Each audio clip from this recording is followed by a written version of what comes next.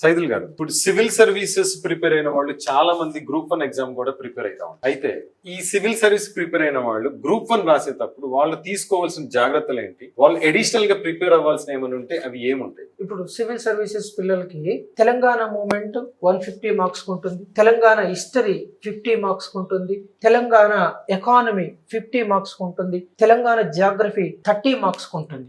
అంటే ఇంత వెయిటేజ్ ఉంది తెలంగాణ సిలబస్ కు సంబంధించి. కాబట్టి మీరు ఈ టైంలో ఏం చేయాలి?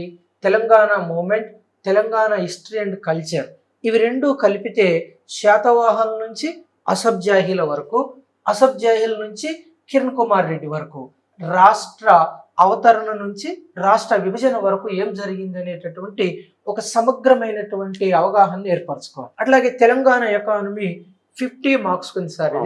ఇది ఎక్కువగా డేటా ఓరియంటేషన్ తో ఉంటుంది. తెలంగాణ ఎకనామిక్ సర్వే గత 3 సర్వేలు దగ్గర పెట్టుకొని ఎకనామిక్ సర్వేలో నుంచి కొన్ని క్వశ్చన్స్ మీరు ప్రిపేర్ అవ్వాలి. మనం ఇక్కడ మెంటార్షిప్ ప్రోగ్రామ్ కూడా స్టార్ట్ చేస్తున్నాం.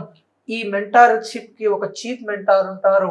వాళ్ళ ఆధ్వర్యంలో మీకు ఏ సబ్జెక్టుల్లో కొరత ఉందో ఆ సబ్జెక్టులనే మీరు ఇక్కడ తీసుకునే అవకాశం కూడా ఉంది.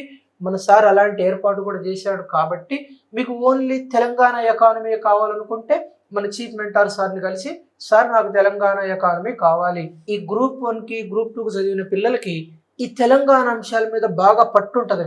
వీళ్ళతోటి మీరు పోటీ పడాలి అంటే ఈ టైంలో ఈ తెలంగాణ అంశాల పైన మీరు మంచి గ్రిప్ సాధించుకుంటూ ఉంటే అద్భుతమైనటువంటి విజయాన్ని సాధించగలుగుతారు సార్.